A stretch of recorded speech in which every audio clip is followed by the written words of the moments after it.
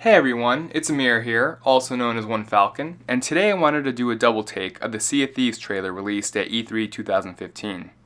I think it'd be fun to take a deeper look into the trailer, speculate a little, make some theories and guesses about what was shown.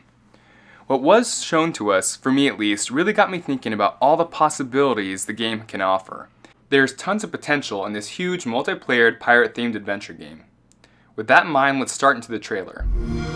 How cool is it, by the way, that the whole trailer shown was gameplay footage? I really appreciated that.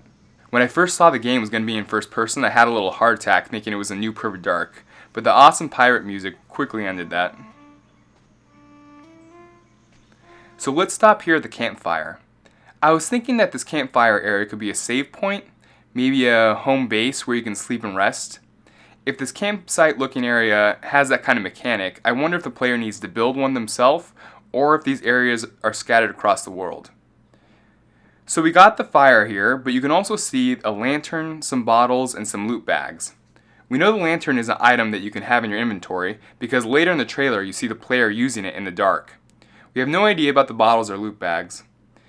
They could just be aesthetic, or they could be items like the lantern you can have in your inventory. The bottles, maybe they could be filled with water and you can use them for health. We have seen water being consumed to raise health in several games before. They could also have rum in them. Getting drunk in a game is nothing new. Whenever you take a sip, the whole Perfect Dark, dizzy, punch in the face thing could happen to the screen. That could be fun.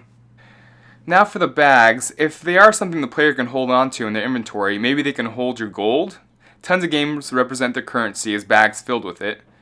The bags also don't have to have currency in them. Maybe you can put whatever you want in the bags and use them for trading with other players.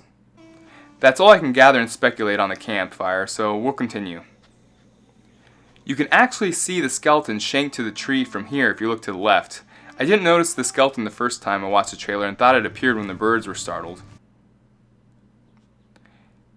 At the start of the cave here, we can see some cave art, cave paintings on the rock. The art could just be for decoration, building atmosphere. The art could also be instructions on how to proceed through the cave, a tutorial. Easter eggs are always a possibility. Before the player gets too far into the cave, some birds are startled and we turn around. The birds being startled and flying into the air got me thinking about that event being a gameplay mechanic. Of course the birds could just be for the trailer and mean nothing, but it would be kind of cool if they were used in some kind of stealth gameplay. Let's say that you're tromping through the jungle making too much noise because you're running. Because of this, the birds and other wildlife would scatter and make noise. Other players around the area could see and hear the animals and know that someone was in the area. Just something to think about. Next up, our skeleton friend we saw earlier, shanked to the tree. So back at the campsite and here, I noticed these barrels. There seem to be quite a few of them around the island. Maybe they're just for decoration, but they could also have something inside for the player to loot. Up ahead we have this ominous rock art of a kraken surrounded by men on boats. I can't tell if the men on the land are cheering on the men on the boats or they're trying to tell them they're about to be eaten. Again, same with the last cave art we saw, it could just be aesthetic, building atmosphere, or it could be more. On the Sea of Thieves website there's art near the bottom of the page that has tentacles wrapped around a ship underwater. I have a feeling with this rock art and the art on the website we're going to see a kraken in this game at some point. Now how will we see the kraken? Who knows? The kraken, if in the game, could be a boss fight of sorts. I could also see the kraken implemented in something like a public event from Destiny. If you don't know what public events are, they are these events in the game world that show up on the map for every player. Participating in an event usually gives the player a reward, so having the kraken to defeat in the world would be a chance to bring all the players in the same location. This could play out in several ways. Everyone could team together and take down the kraken. Some people could lay back and let others do the work for them. Some people could also start attacking the pirates, fighting the kraken, taking advantage of them being distracted. So here's where the trailer took a twist. I know I've been mentioning other players this whole time, but when we first saw the trailer we had no idea this would be a multiplayer game. This is where we see another pirate run by, and the interesting thing is they have a handle, a gamer tag, above their head, signifying they are another human player. We are not alone on this island.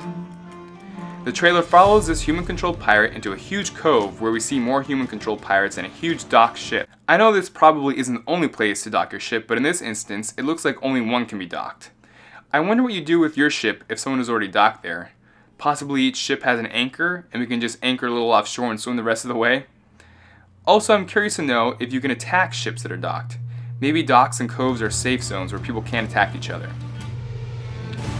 The trailer then flashes to being on a boat.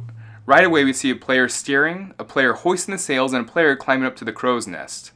Now this is really interesting. It appears that the ship needs players in each of these roles to sail.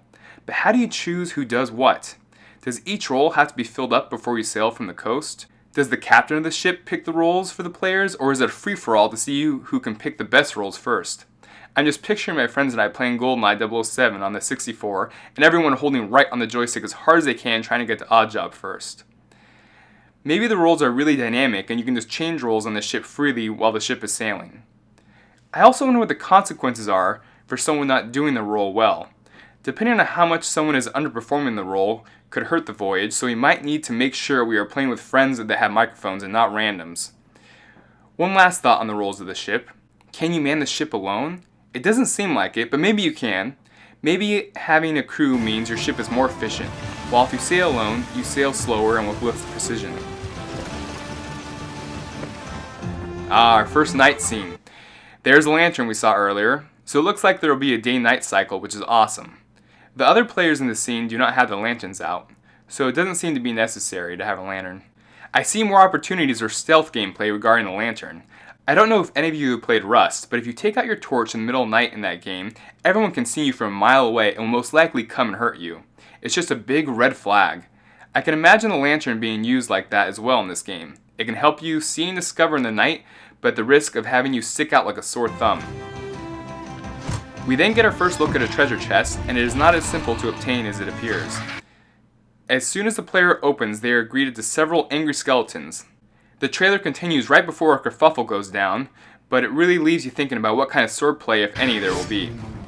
Now this next scene is probably one of the most interesting scenes in the trailer, and that is when a crew member is forced by his fellow crew members to walk the plank.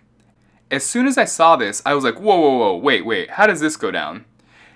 Does there have to be a vote, or can anyone at any time during the voyage come up to you with their sword out and tell you to hit the road? It'll be interesting to see how structured, if structured at all, this mechanic will be. It could be a vote thing, as I mentioned earlier, or it could be the developers put a plank on a ship for us to use as we please. At the end of the plank, you're welcome to a pool of sharks. So not only might the sea be filled with an angry kraken, but you also have bloodthirsty sharks. Now once you're thrown in the water with the sharks, do you have a chance? In Far Cry 3, when you're attacked by a shark, you have a moment to escape with a QuickTime event. So they give you a chance to defend yourself. I guess we'll have to wait and see how unlucky you will be if you are thrown to the sharks. Another ship appears, and the ship is manned by other human-controlled pirates. Are they friend or foe? We quickly see foe as a barrage of cannonballs are fired between the two ships. So right now I'm wondering how much health does each player have, and how much damage does a cannonball do? Will one blast kill you? Also, do you spawn back on the ship if you die, or do you spawn on the island and you're out of the fight for good? We see both ships getting nailed with cannons, but it's hard to see how much destruction is going on. It'll be interesting to see if we can visually see how much damage the ships take, or if the ship has a life bar we can refer to. In regards to the ships getting damaged, I thought back to the ship rolls. I wonder if new rolls would open up during a fight. Usually, when ships are being blown to smithereens, they take on water, so we might need someone down there with a bucket trying to relieve the ship of water. Now to win the battle, is destruction of the other ship the only option? Possibly you could board the other ship, take prisoners. If surrender is an option, it would be neat if you could take that ship and start to create a fleet of ships. I'm really intrigued as to how all these options it looks like we have will play out. The developers seem to have given us a huge playground to plunder. I'm really curious to see how dynamic it will be.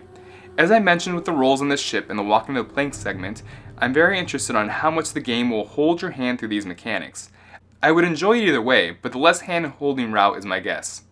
The developers of the game have said this is one of the most fun games Rare has ever done, and I see the freedom this game could give players would really make that come true. Some of the best moments I have had in gaming are when my friends and I used what the game gave us and we created our own stories and games within the game.